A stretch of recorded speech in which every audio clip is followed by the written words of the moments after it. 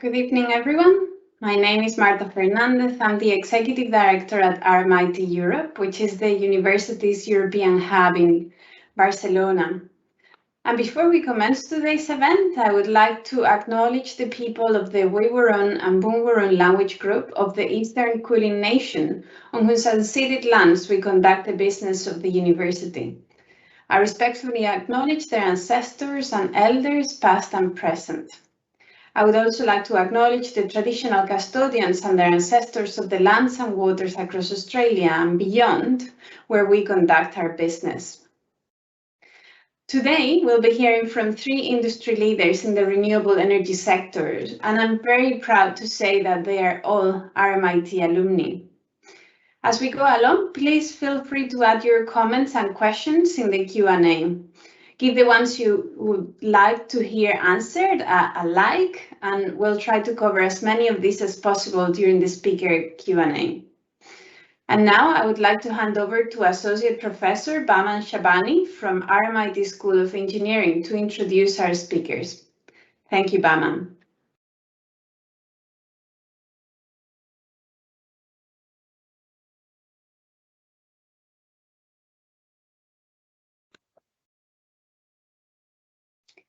Bahman, you need to unmute. Apologies, I was mute. Thank you very much, Marta, and thanks to all for joining us today. It's great to see such a global audience. We are going to first hear from Drew Comac, Head of Operation at Solarcentury Africa, an international developer, builder, owner, and operator of solar projects. Drew has a significant track record of successfully delivering large and commercial scale PV and hybrid energy projects on time, budget, and to the highest international quality standards. At RMIT, Drew studied a Master of Engineering Sustainable Energy, which I had the chance of managing this program for 6 years, but it was, I think, after Drew finished his study in this program. Drew, it's over to you, and yeah, so we are all excited to hear from you. Thanks very much, Bahman. Yeah, I think we just crossed paths a little bit when I was studying there. Thanks for the introduction. I think you've covered a lot of what I want to already say. If you can go on to the next slide, please, Karen, that'd be great. As Bahman said, I started my journey at RMIT back in 2008. I actually went to the Masters of Engineering in Sustainable Energy. I went back to university as a mature student, and this was a big decision for me to go back into the world of study, and it was a very good decision, and it was by far the hardest thing I've ever done in my life. Even with everything I've done in my career up until now, I would have to say the Masters of Engineering in Sustainable Energy was by far the hardest thing, but it set me in very good stead for my career, and it's really provided the springboard. The first job I did coming from university was actually with a local firm called Solar in Victoria. I was there for about a year. And I think what's important here is that I actually got this job before I finished my master's. So I think it's important for students to realize that getting out there before you finish your studies is important, and it also is valued in the workplace to show that enthusiasm, that keenness. After a year as an account manager locally, I then moved to the UK and was lucky enough to get in at the early stage of a company called Lightsource Renewable Energy, which has now become Lightsource BP and is one of the largest solar developers, I would say, in the world. I was there for about 5.5 years and managed to progress through the full life cycle of PV projects, as you can see there, from new business manager through project management through onto lead project management. One of the big breaks I wanted to mention that I got when I was at Lightsource was when we were rolling out a program of 100 plus PV sites, all at a certain size. That was the sweet spot for the feed-in tariff at that time. The responsibility for running this program was actually given to someone more senior in the funding company for Lightsource, and I was assigned somewhat as a junior.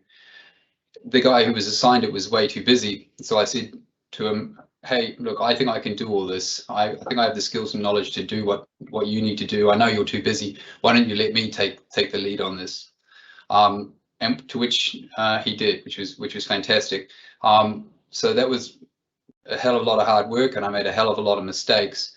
But by putting myself forward and by putting myself way outside my comfort zone, I was actually able to get a lot of kudos from that, and as a result, that put me on a trajectory further up the chain at Lightsource. So I guess this sort of refers to something I'll talk about a little bit later, but that I think putting yourself out there within a company is also really important for your own progression, and putting yourself outside of your comfort zone, backing yourself, even though you're going to make mistakes, really will see you in good stead.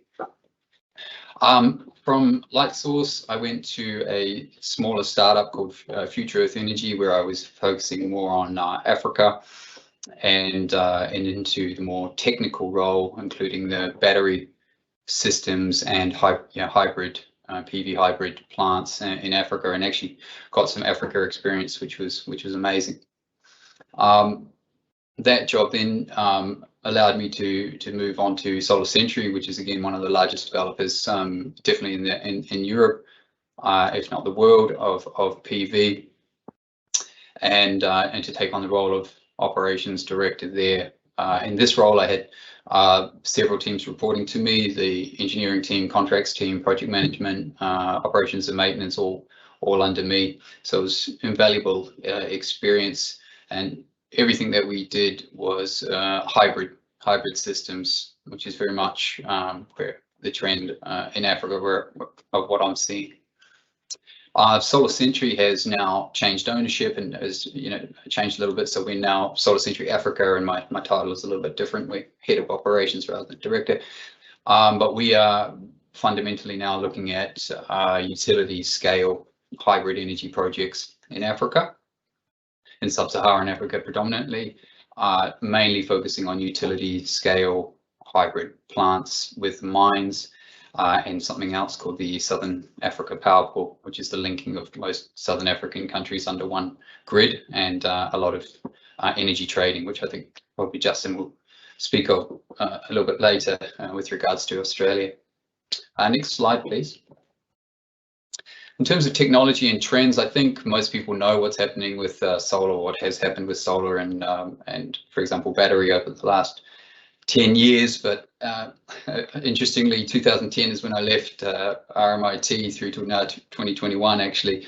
But you can see since the time I left RMIT until now, the solar, which was in its infancy in 2010, is now skyrocketed from 39 gigawatts installed globally in 2010 to approximately 760 gigawatts installed as of 2020, so a massive increase, and this has generally been driven by the decreasing price of solar, and sort of snowballed in its uptake.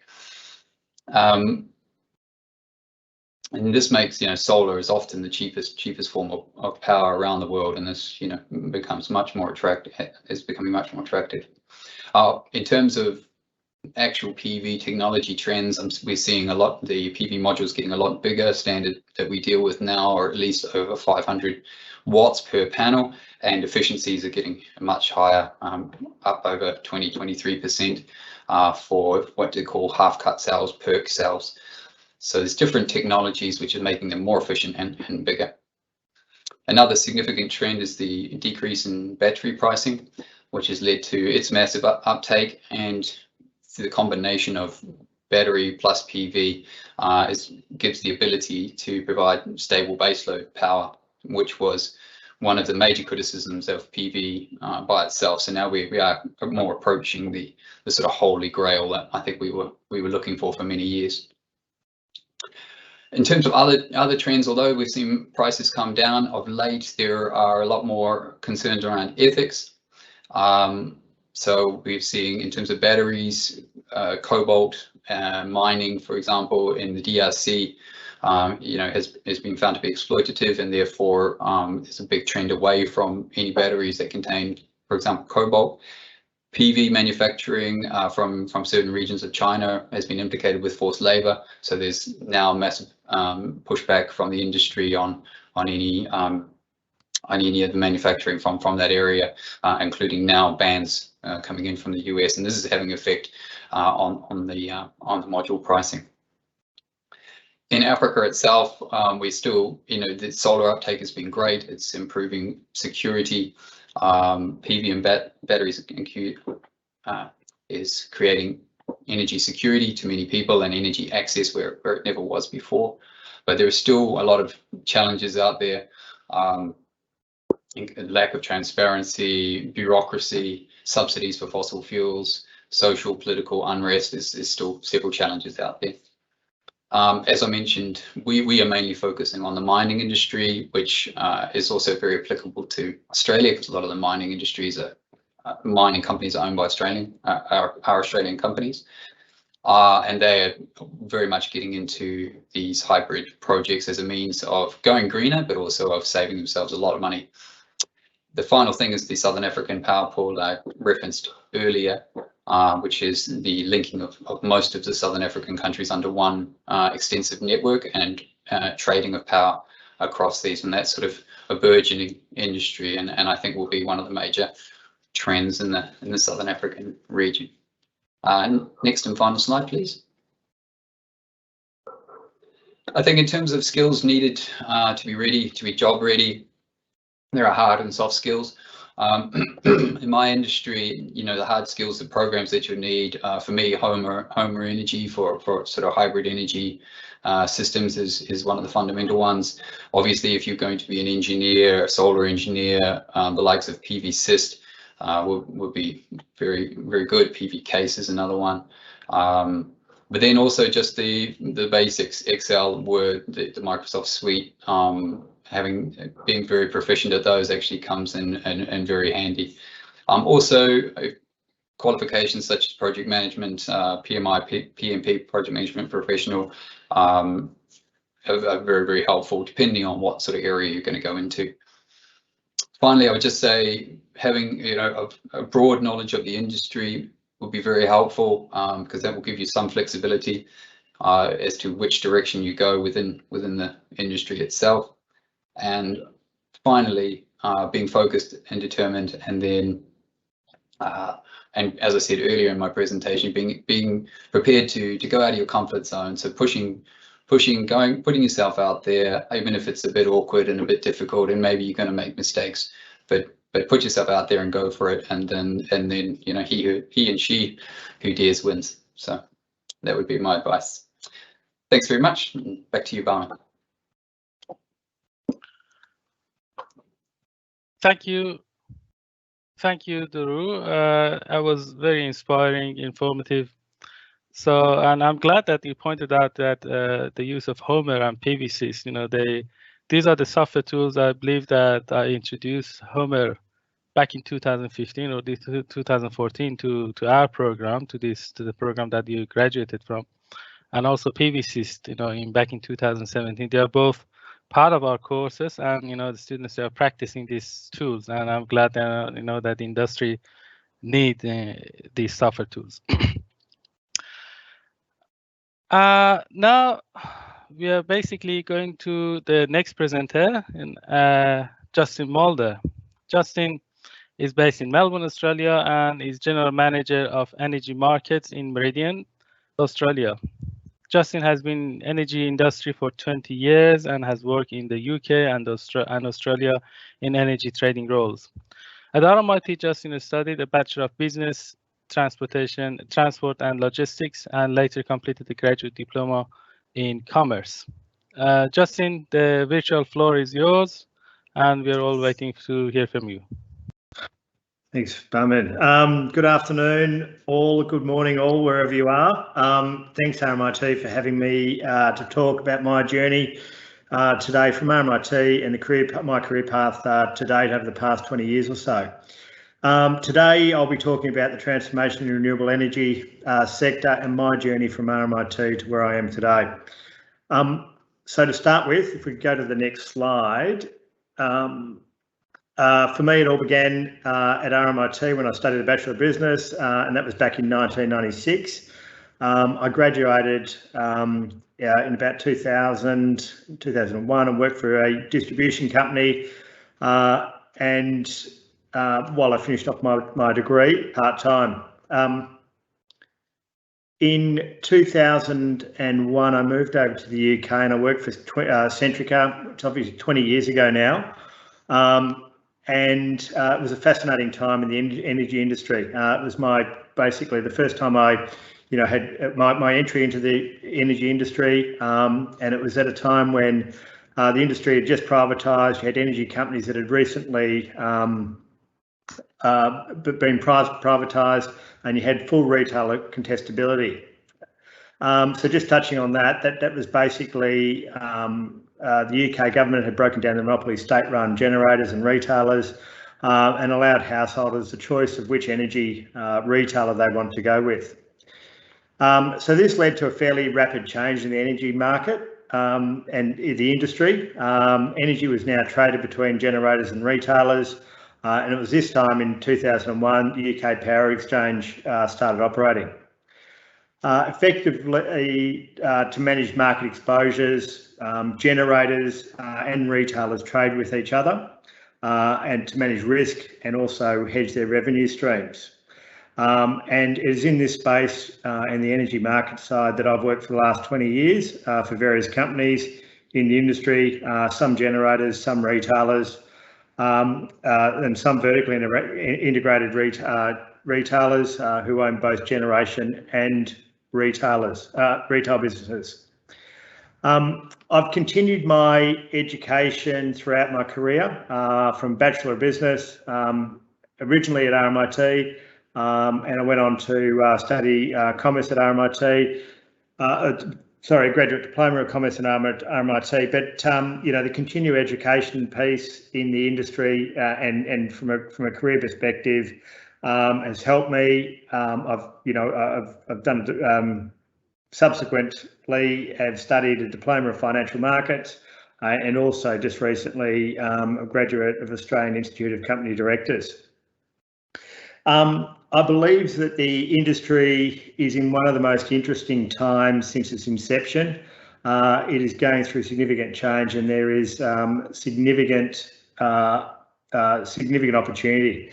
And if we just go to the next slide, I'll talk on that from Australia's perspective. So this slide, I'll be talking about the energy market in Australia, known as the National Electricity Market. It operates in the eastern seaboard of Australia. The NEM, as it's referred to, is a market that's basically at the moment dominated by coal generation, where about 70% of electricity generation is generated from coal. In recent years, what we've seen is renewable generation from wind and solar has come into market. And what we're seeing is, a push to decarbonise the electricity generation assets in Australia. And this is a push that's happening in Australia, but also around the world. So for Australia, it's got an ageing coal generation fleet, and this is, and it's unlikely that new coal generation is going to be built in Australia. And so the graph there, that sort of middle graph, top graph, just shows the coal generation that's due to be retired over the next 30 years. And as this coal generation is retired, it's basically going to be replaced by renewable, wind and solar in Australia. And so it's going to be a huge change for the industry. It's happened to an extent to date, but it's going to continue to happen significantly, obviously, over the coming decades. But we've really got a real challenge in Australia of integrating renewables into the grid. What we're seeing in Australia is the take-up of rooftop solar, and so this is households installing solar on their rooftop. We're seeing a changing demand shape. We're also seeing larger solar generation being installed, and also wind generation coming into the market. So the difficulty there is obviously, the shape of solar generation and the intermittency of wind, and obviously demand shape, we need to balance all that out. So it's a real challenge for the industry in terms of, building flexible generation or being able to respond to the supply-demand dynamics, and hence, the batteries, pumped hydro, demand shifting, all that, sort of technological advances that need to play out and need to evolve for that to happen. The other one challenge we've got is, building new renewable infrastructure, transmission infrastructure. Australia typically has transmission lines that were built to carry large amounts of generation from sort of supply regions and take it into the demand centres. However, the new forms of generation that are being built, which is renewable and solar, or wind and solar, is basically, across the vast areas. All the wind, the best wind resource and solar resource doesn't exist at one specific site. It's scattered around different areas. And because of that, it requires a new and evolving, transmission electrical infrastructure to be built to accommodate that. The other one is just on the network side. We're seeing the networks struggling to cope with the large amounts of rooftop solar during the middle of the days. So it is very much an evolving landscape, but with these challenges is obviously significant opportunities in this industry and as it evolves. So if we just go to the next slide. So this is the skills needed. Now, on this slide, I've sort of talked about in my presentation the evolving energy industry and landscape as I see it. And so I really focused on this slide on the skills in the industry that the industry needs to basically to integrate the renewables into Australia and how that evolution takes place. And so the key trends here is really sort of the business and societies increasingly becoming conscious of the environmental, social, and governance. So that shift to reduce the carbon intensity of the generation assets in the Australian electricity market. And then we've got, in order to make that happen, technology plays a huge part. As Drew said, it says technology cost curves that are coming down across batteries and solar, and they'll place a key. They're really key in terms of how this energy system gets built out and how we transition the market away from the coal assets to renewable assets. And so in order to make those two changes, it's really, I see that sort of as a STEM knowledge, it's the engineering, it's the computer science, it's those sorts of skills that are going to need to be, that the industry is going to need to tackle those, the ESG and the technological challenges. And then on top of that, we've got the energy market and how it all sort of fits together commercially. And this is where the generators buying and selling their positions with retailers and that whole evolving landscape. And for this, I see the skills that are needed is that the business skills of commerce, economics, and statistics. And so that's my presentation for today. Thank you.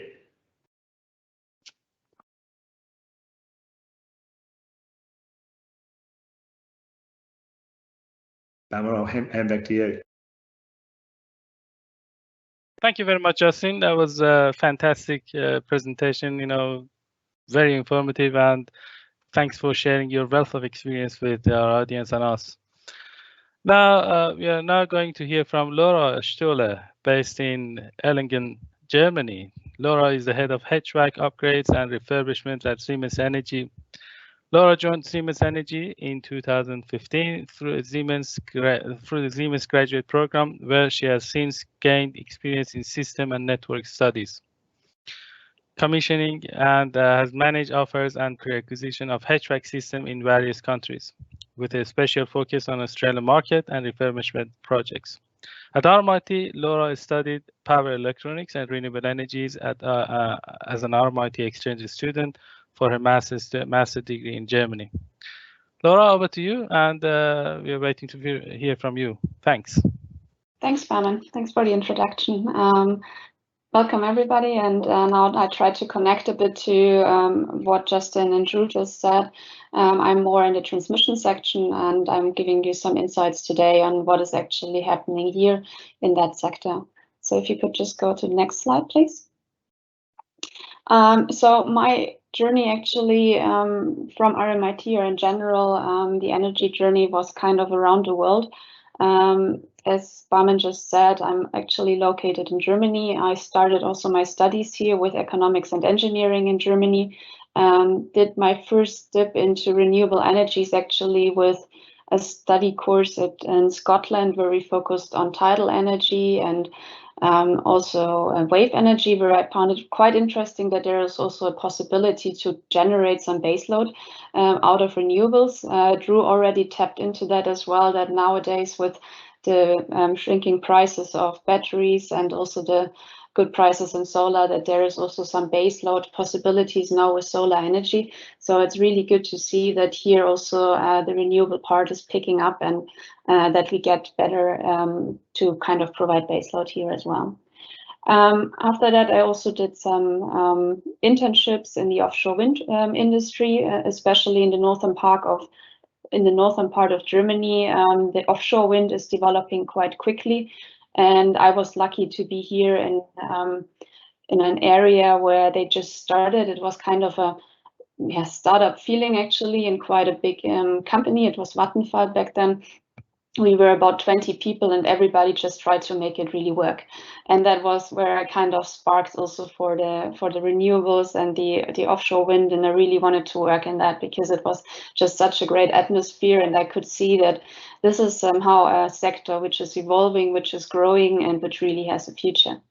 After that, I deepened therefore also my studies in my master's for power engineering, because I really wanted to connect to this industry, where I then also had the opportunity to come to the RMIT, actually as a recommendation of one of my professors from TU Munich, to have a look at power electronics. So I studied here with Graham Holmes.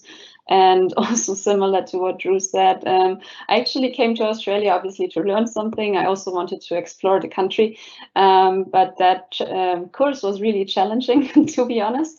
But I also really enjoyed it, and I really got deep into power electronics, and that probably is also one of the reasons why I now ended up in that specific field of HVDC. So HVDC means high voltage direct current transmission system. So that means we are transmitting energy via direct current. So this is a bit different to the general AC connections, because here we can transmit power, really bulk power, via longer distances with less losses, and also to reduce the compensation here. This is why it is very often used to connect, for example, offshore wind farms which are far out in the sea, or also we are interconnecting countries which are not connected with the grid so far. We see that especially in the US, for example, also or also in the European grid, where there are different parts somehow which need to be interconnected. For example, the UK and the European grid, which could not be connected via an AC connection. So then I started at Siemens after my master degrees with the Siemens graduate program.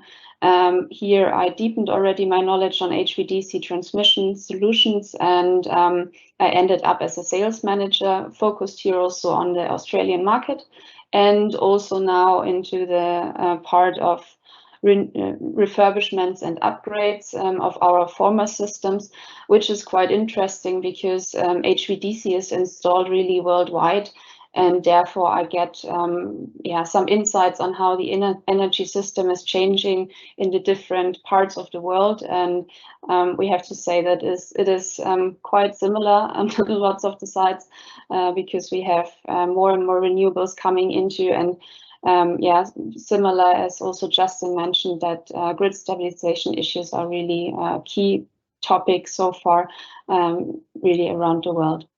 Yeah, so please go to the next slide. Here, I summarized a bit more like what are the trends in the transmission grid section. I already said that the renewables are increasing, so we see that there will be 3.6 terawatt capacity of renewables until 2023. So that is quite an amount. And at the same time, also the share of electricity which is used will increase by 30% to 2050. So that means for the transmission grids, that they need to change because we see more flexible generation here coming into the grids. So that means that the grids are less stable at this point in time. So we need some support here. And at the same time, we need to transmit somehow more energy as well to kind of bring also the energy to the consumers. And at the same time, what we also see is that we do not have this general way from a generation unit, which then goes to the consumers, but we see the so-called prosumers. So they're actually producing energy and feeding this energy back also into the grid. So that means, for example, if you're having some solar PV installed on your roofs, if you're using some kind of mini or micro block heat and combusted power plants, they can also already feed somehow energy back into the grid. And that kind of gives a complete mash up of the overall system, which needs to be tackled. And next to that, what we see is also that move into sustainability, decarbonization. Also here we are looking into more nature relevant or nature friendly solutions, how we can really set up the grid. For example, we have been using a lot of FS6 gas switchgear, which is now kind of transforming into some ESTA options, which we're looking into. And also what we see is for the sustainability part, that we really request as well, where do all the materials come from? Drew already said about the mines, the mining industry, that this is really something where it needs to be looked at where these materials come from, how are the human rights in there, how is all of that handled, and this is something what is really increasing here and which we are looking into to kind of set up also a sustainable value chain when we're producing our systems. Then another part is the decentralization, obviously. So we see somehow these bulk power generation parts of coal industry, which is producing energy at one part at a time. For now, looking into the solar systems, for example, or also wind systems, they can be either used as really big power plants and feeding into the grid, but we also see that these can be kind of scattered around villages, for example. So that means that there is also the possibility to kind of provide several infeeds, and this really needs to be handled. And for that, we really also need somehow controllable grids. Here also the DC technology really helps, because that kind of provides the opportunity to actively also control the power flow in the grids, and therefore provide a bit more security also in the overall grids. And the last part, which we see as well, is the digitalization, so that assets are monitored, for example, that we are looking into the lifetime and how can really, can the maintenance be predictable? So that means that we have shorter outages also in the grids. We have more possibilities to really plan what is done, and such that blackouts, brownouts, and everything can be really reduced at this point in time. So you can see here that we have really a wide variety of trends in the transmission sector. And I think, anybody of you who is really interested in that can kind of pick also one of these parts and just develop themselves into the right direction. So please go to the next slide. So I also was thinking about what can I tell you actually about what is important. For me, what I found out, it is really the passion. Find your passion and do it. You know, you have been studying for such a long time, and really be passionate about what you do. And I think in a really, I'm sure about that if you're passionate about something, you can develop yourself into anything what you really want.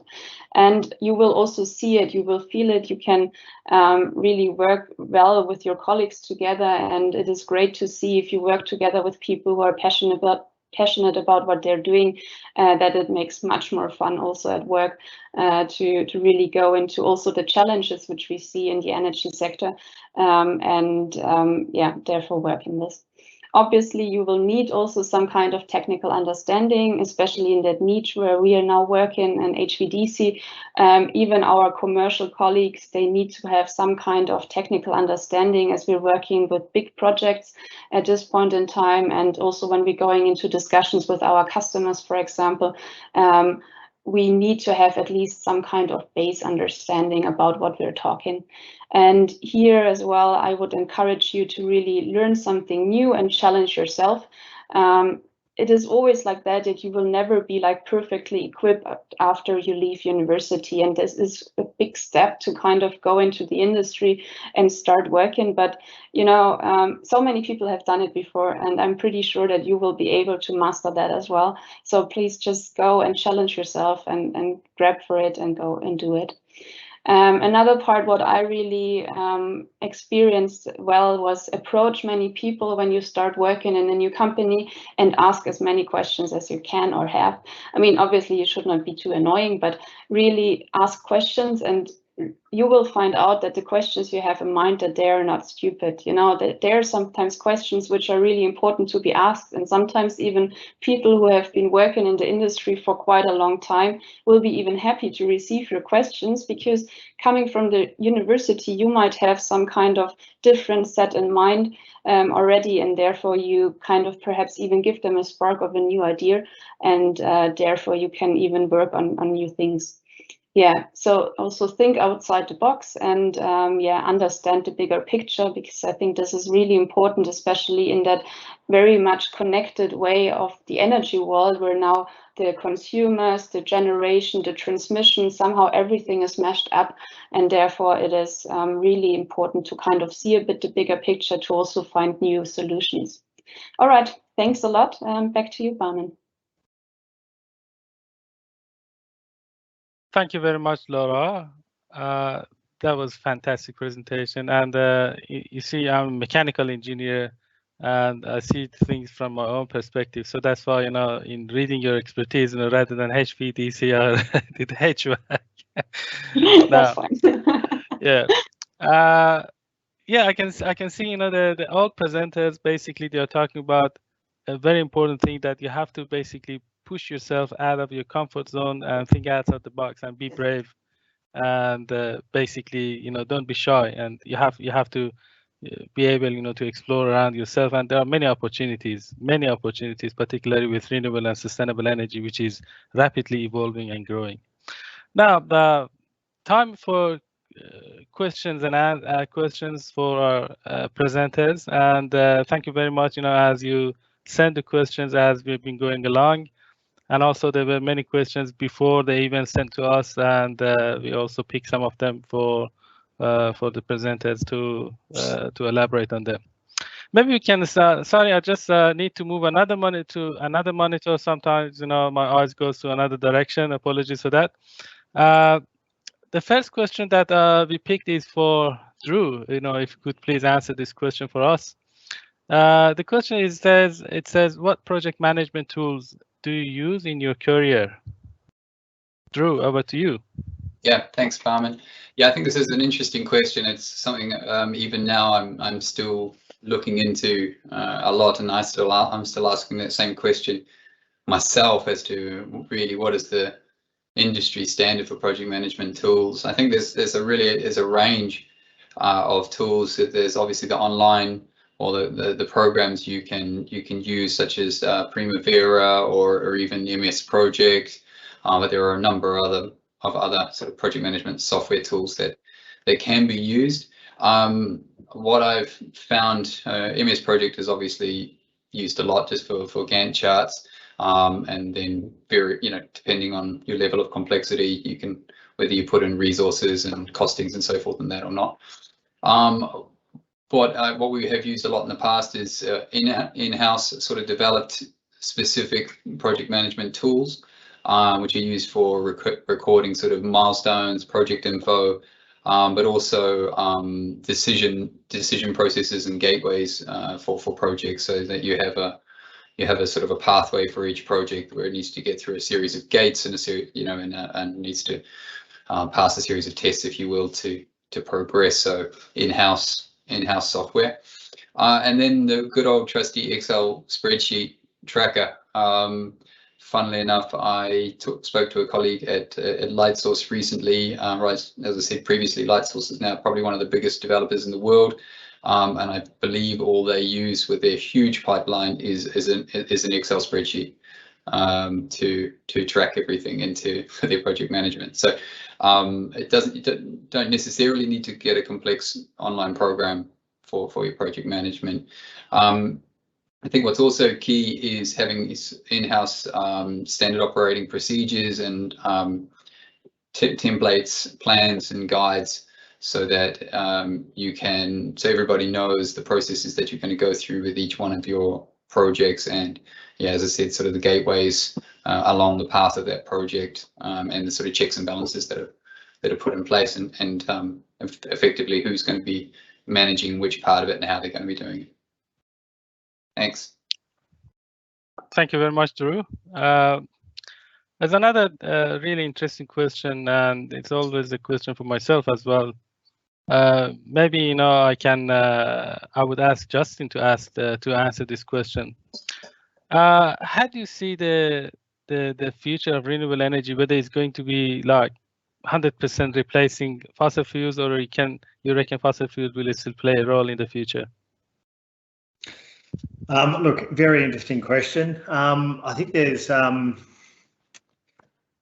what's playing out at the moment is obviously traditional baseload generation, such as fossil fuel generation, is getting replaced by renewables.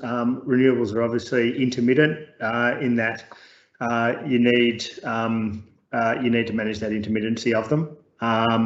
Fossil fuels obviously are good at doing that, but there are other technologies such as batteries, pumped hydro, and also demand shifting that's playing will play a role moving forward. I think the energy mix and what it looks like going forward, it's not a one size fits all. It's going to be a range and a mix of different technologies and different renewable generation, which will form the future grid. Thank you, Justin, for elaborating on this question. So, Drew, I've got another question for you. Basically, you did the Master of Engineering Sustainable Energy program. Of course, the program has gone through a lot of changes, since you completed the program.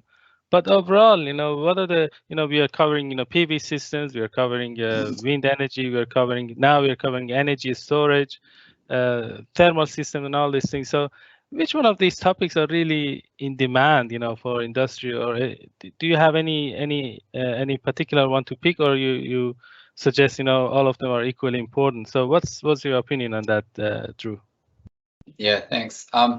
Interestingly, what I studied, I didn't actually study a lot of what I actually went into. So I think studying, obviously went into the solar industry, and in the masters that we did, we touched on solar, but it was by no means a large part of the actual qualification. However, we did study a lot about how to assess project viability, and I think in all the sort of case studies that we studied, and of course any of the sort of projects that you did, obviously you had to assess viability of your projects, and I think that side of things can hold you in good stead no matter which part of the industry you go into. But then I think it was interesting, Bahman, to hear that you've put, for example, Homer Pro, PVSys, these sorts of very specific industry programs in your course now, which I think will be invaluable. That's definitely, when we're looking for engineers, those are things we need. If you don't have those, then you don't get your foot in the door at all. And I think also, I mean, you probably don't need to know all of those programs if you're going to go into the commercial side, but yeah, having the more technical knowledge, as Laura mentioned, is really advantageous no matter which side you go into, whether it be the technical or the commercial. For me personally, I was very interested in learning about the new technologies, particularly hydrogen. So Bahman, I'm sure you'll love that. Which you touch my heart. Yeah, I found super interesting, and I've been raving on about it pretty much since I finished my masters, and I'm really glad to see that I see this as one of the key drivers in the future of the energy transition, moving into a hydrogen economy, or at least partial hydrogen economy. So some of those new technologies that we studied then are now coming to fruition. So I think that was interesting and also very important. Thank you very much, Drew. Yes, with hydrogen, actually, when I introduced that to this program, like as a separate course by itself, like back in 2014, it looked like a very futuristic course at that time. So nobody was believing, in the importance of this topic. Now it's just becoming, the talk of town, and just, it's so much emphasis on that. Laura, I've got the next question for you, if you don't mind. So the question says, to what scale can renewable technologies be integrated with each other? I mean, solar, wind, tidal, and all those sort of, renewable energy technologies. In general, I would say it depends really on the grid, what you have. What we see is that we have wind feeding into the grids, we have solar feeding into the grids. Also now coming to the topic of hydrogen, for example, there is now a move to combine also wind energy with hydrogen generation just at the shore, such that energy does not need to be transmitted completely, but can already be transferred via electrolyzers into hydrogen and then transported, for example, as ammonium via the roads. So this is really kind of a strategy of each country, more or less, also how to set it up and how to combine everything. So I wouldn't say that there is really a big stopper or something in that regard of the integration of the renewables, but you really need to look into the grid stability.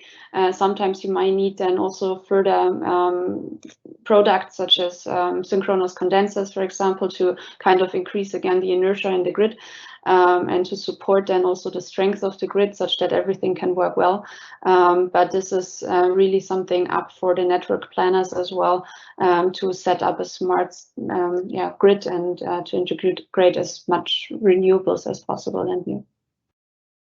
Thanks, Laura. While you're there, maybe I can ask the next question. I can ask you to answer the next question. So she's saying, basically, the renewable energy and sustainable energy industry is just rapidly evolving, and how the students or how our graduates can basically future-proof their skills in this evolving environment. Just being up to date somehow, staying, reading articles, see what is really happening. What I experienced, like having insights now from the economics, from the engineering side, also from a electrical and mechanical side, kind of be a bit flexible, like on what is happening, because somehow different fields are at this point in time, as I said it before, merging. And so I think it is really good if you're just not too much focused then probably on one part. Or especially during your studies, just make up your mind, see a bit what is really happening out there. And then as soon as you have picked your job, you will deepen into some sort of either technology or also programs at the end anyway. where you can then specialize if needed. Yeah, this is more or less my advice. Be open here and flexible, and yeah, also try to kind of use perhaps the knowledge you have learned in other systems and other programs. Then with the new program, don't be scared to go out here and learn something new. Thank you, Laura. And Justin, I've got one for you. How do you see the next 5 years? I mean, in terms of the shape of the renewable energy industry. Oh, look, I think if anything, it's a very exciting time for renewable energy. It's gained a lot of momentum over the past few years, but looking forward into the future. And as I was saying, I mean, you have a look at the challenges that Australia's got. They're going to replace, aging coal-fired generators. No one's going to build a new one of them, and it's going to be clean energy, and it's going to be provided by renewables. Yeah, so I think it's an extremely exciting time. The cost curves are going to drop further. Yeah, that's probably it, Bahman. Yeah, thank you very much. Basically, one of the key questions these days is the things related to pandemic.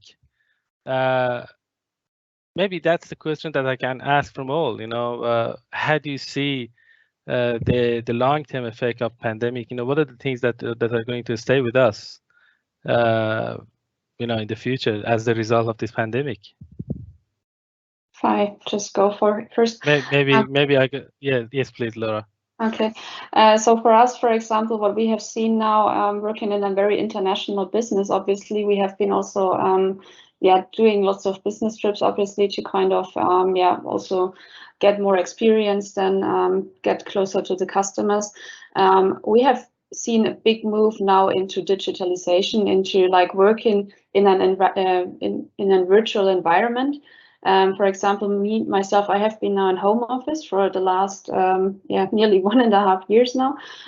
So this is quite a difference, obviously, in the style of working, and we see that it actually works quite well. So I think that this kind of also has some impact here. That this virtual way of working obviously will continue, but I'm also pretty convinced that we will get back also to kind of get some more closeness also to customers, to other colleagues, because this is also very important to kind of build up trust, and therefore it will be kind of a mix. I'm pretty sure about that in the next couple of years. Thank you, Laura. Maybe we can move to Drew, to elaborate on this, please. Yeah, I think I would agree. Obviously, we've all been working from home, and I think so. There's been a different power usage domestically over probably over the last year and a half as people work from home, and that's sort of changed probably demands. And I'm sure Justin probably has might have seen some changes in the sort of energy demand curves because of that. But on the more large scale side of things, actually there's still been, I think this last year has actually been a bumper year for large scale installation of solar despite the pandemic. And I think it's been more just a change in methodology of working and an awareness of sort of protocols that's been brought in. But effectively, I think the industry, a large scale industry at least, has adapted around the pandemic. But it is also causing hassles with logistics prices increasing, for example, containers in short supply, things like that, and obviously complications of borders and things like that because of COVID rules. So I think this is causing issues within the industry, but the industry is adapting and will continue to adapt around it. Thanks, Drew. Maybe Justin, coming from logistics background, can elaborate on this, please. The long-term effect of this pandemic.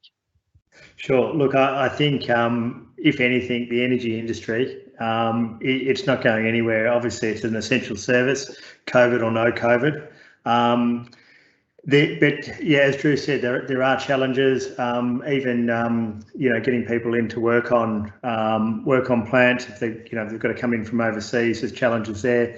There's also challenges with freight and deliverability around the world as well. Just to touch on that point around demand and the working from home, what we've seen is a 25% increase in usage from our domestic customers. So obviously, they're working from home. Their usage has gone up by 25%. And what we have actually seen on our small, medium businesses is that their demand has gone down. So some interesting takeouts there. Hopefully, we want to make sure that all businesses sort of recover from this pandemic. But certainly the load changes have been interesting. Thanks, Justin. While the camera is on you, maybe I can ask the next question from you. Basically, we in Australia, we are surrounded with water. Definitely, there would be lots of tidal and wave resources, and maybe these resources are underutilized, particularly between, let's say, Melbourne and Tasmania. How do you see the situation? Do you think that this is true, that they are underutilized, or they are really economic? If we plan for utilizing them, what's your opinion on that? Sure. Okay. Look, I'm going to answer this from an economics perspective, not as a technical engineer. So not from an engineering perspective, but in terms of what we've seen in the technology that's out there, it is wind and solar are certainly more economical in their to install than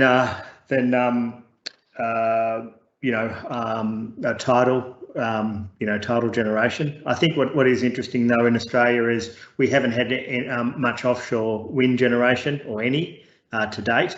But if you think, okay, there is a lot of water out there. I know there are sort of the next sort of tranches of wind generation is looking to potentially utilise offshore wind. Not necessarily hydro generation, but utilising that that available land and sort of wind resource in that region. Thanks, Justin. Drew, the next question is for you, please. Basically, that's linked to one of the previous questions, which was asking whether the renewable resources that we've got available, would that be enough to replace the fossil fuel or not? But it seems that there are some skepticism there, to say whether renewable energy resources that we've got available, whether from the economic point of view or from the the amount of resources that are available, we can really rely on that for 100% supplying of the demand, or you've got any other view on that? Well, I like to be an optimist and think that there are enough renewable resources out there to supply all the energy required. Obviously, there is physically the resource out there. There's that study where I can't remember the percentage of the Sahara. I think it's 1% of the Sahara desert. If you take the power from the solar power from there, that's enough to power all of Europe or more, I believe. So I mean, there is physically enough power out there. But yes, obviously, there is that this will require a mix. Obviously, solar is only during the day. Wind is intermittent. There's tidal. There's geothermal. There's all sorts of different types of renewable energy. So it's a matter of mixing these. And then I think also as we touched on, the transition to a more hydrogen economy for the sort of base load gas power is another sort of option. So I think personally, there's definitely enough already technology and resource available, but you're right that the economics we need to get the economics to stack up across all the technologies to bring in the infrastructure that's required to completely go sort of carbon neutral, if you will. Thank you, Drew. Laura, I've got next question for you, please. The question is talking about the role of IT, knowledge, and the role of digital skills in our area, in let's say energy area. So how important they are, I mean, in terms of making you employable, or as a kind of requirement for you to get into the market, I mean, for our graduates. Yeah, thanks.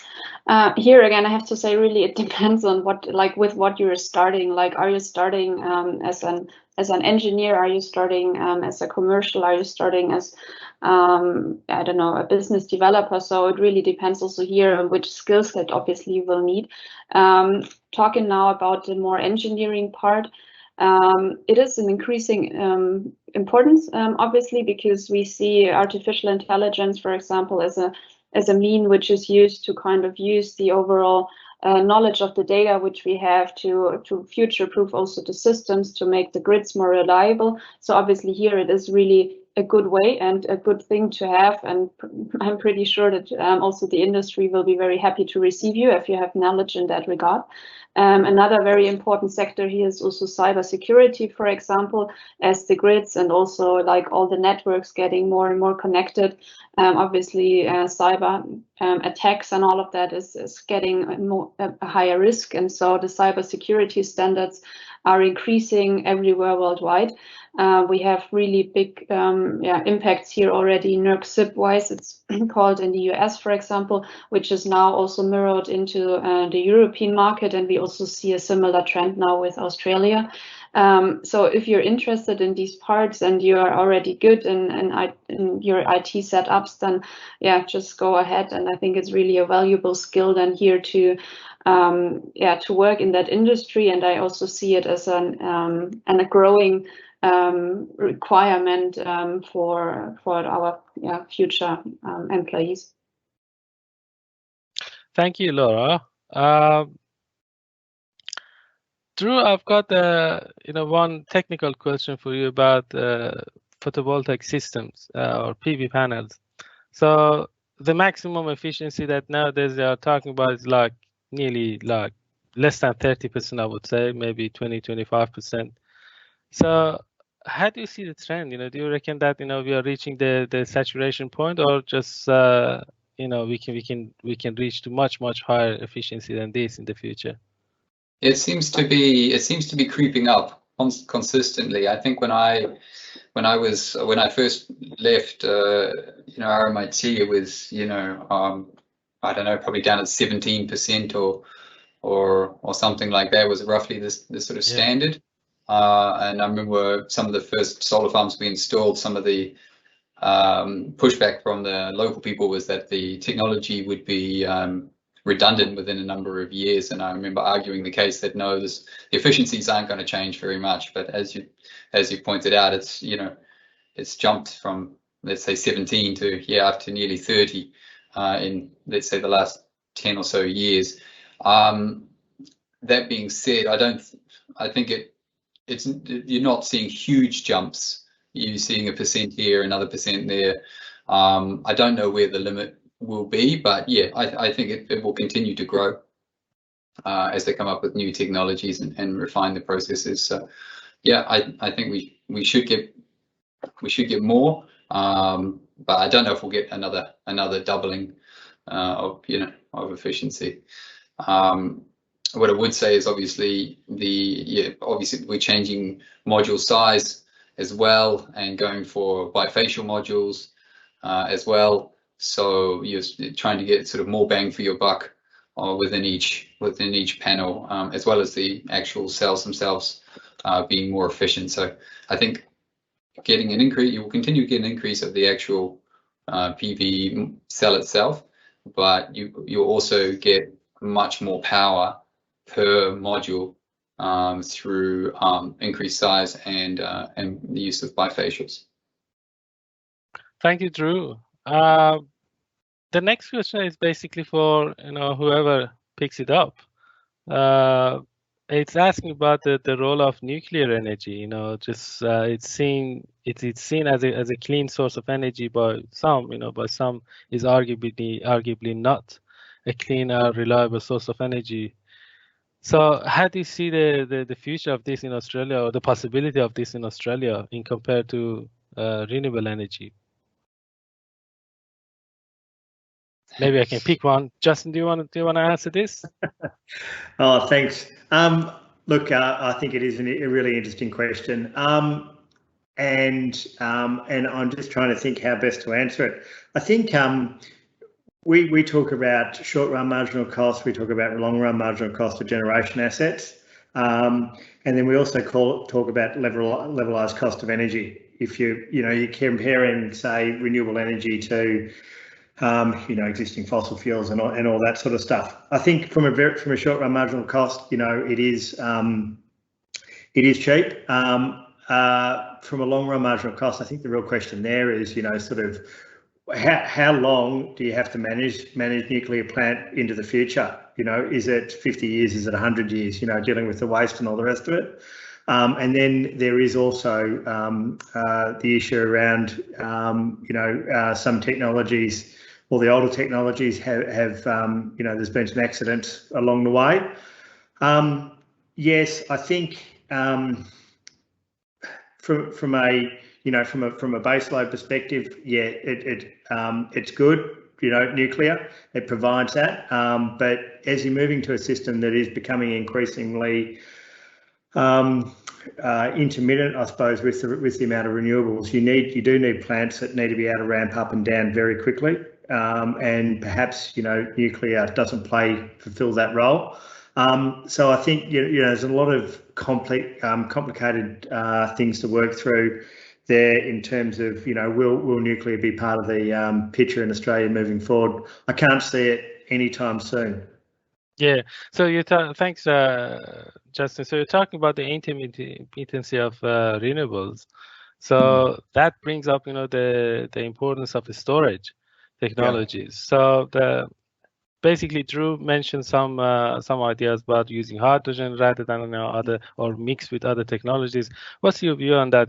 Do you think that we have to invest on other technologies rather than batteries and pump hydro, or we have to stick on these kind of technologies in Australia, from the long-term perspective? Yeah, look, I think there's not a one-size-fits-all in terms of managing that. It is going to be a combination of different things, whether it's batteries, pumped hydro, hydrogen. Obviously, you can store hydrogen similarly you can store gas. So if you can make green, you can make green hydrogen. You can store that. You can run it through a generator and produce electricity, and you can do it quickly, which is what's required for the system from a flexibility perspective.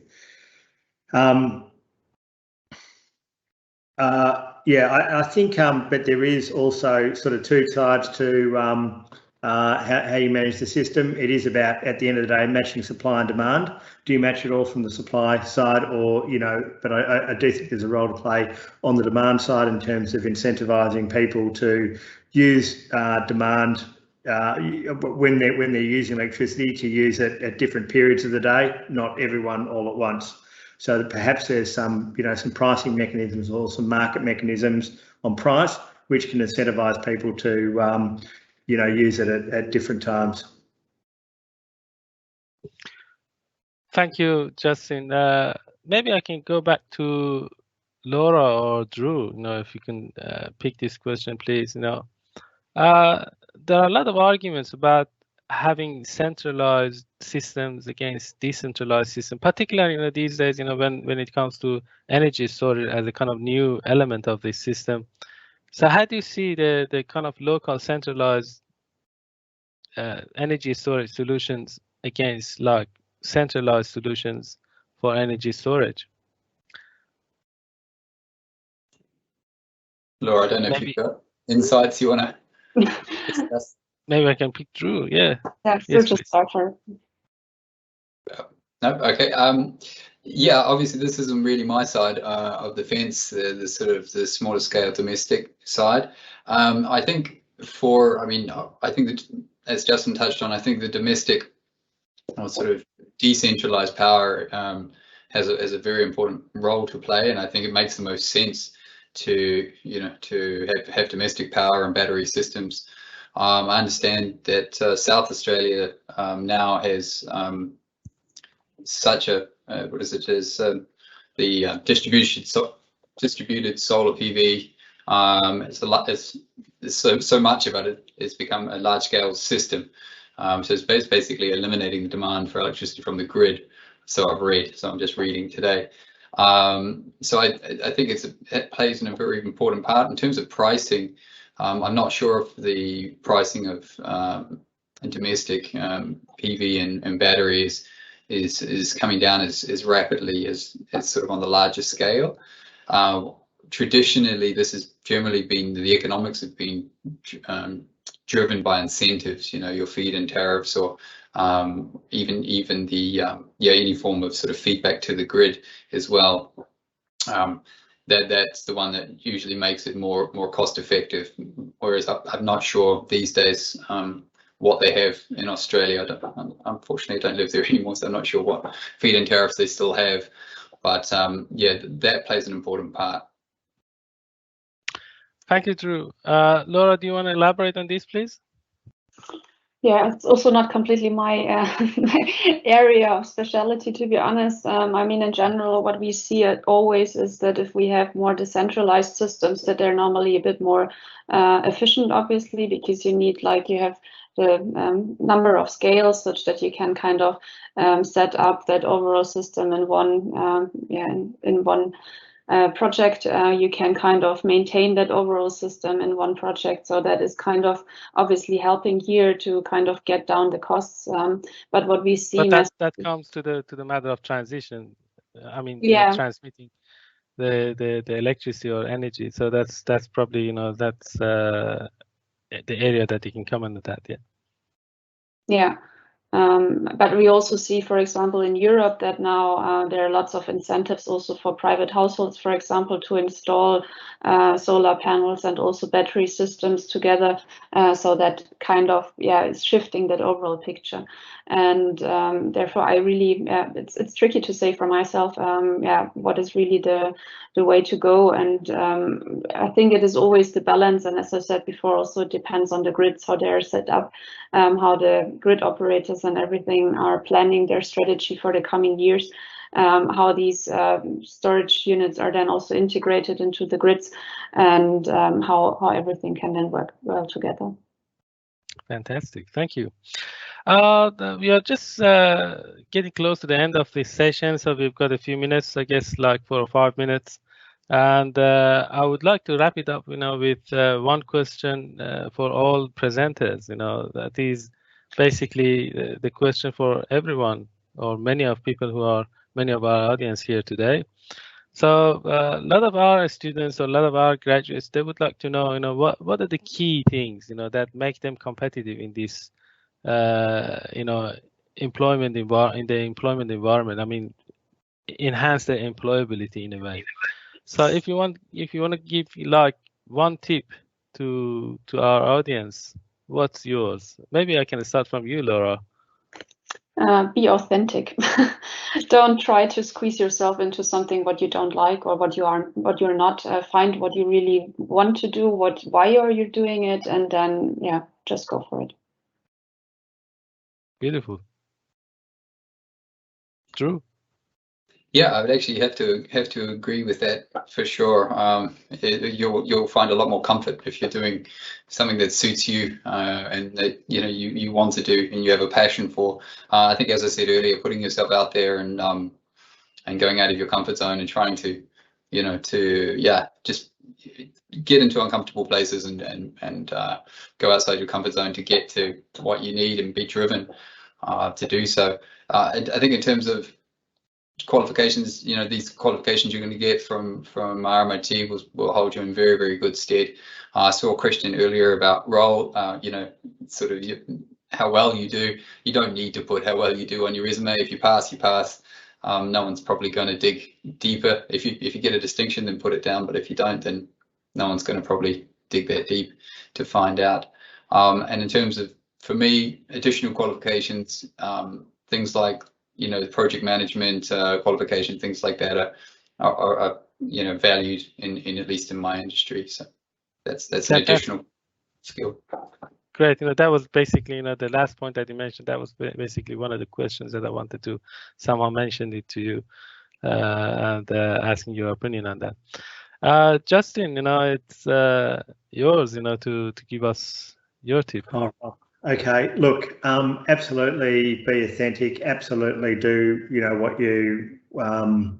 what you enjoy doing. I mean, you'll be successful if you're doing what you enjoy. Absolutely. I think though, if you think about the industry needs to solve a lot of. It's got a lot of challenges as it evolves, and a lot of things that it needs to solve. So find those areas and focus on those areas, and build your skills up in those areas, because the industry is going to need those skills in the coming years as the future of this industry changes. Great. Thank you, Justin, and thank you everyone, for joining us, particularly the presenters, who share their experience with us and, share their knowledge and their views with us, which is quite important, for our graduates, for our students. And thank you very much for the audience who joined us today. That was fantastic. And great questions, great comments, and I think we have a lot to take home today, out of these presentations and these question and answers. Also, please take a moment to share your feedback on today's webinar using this the link that will be provided, and here you can also register to receive a certification for attendance if you like. So thank you very much again, and great to see you all.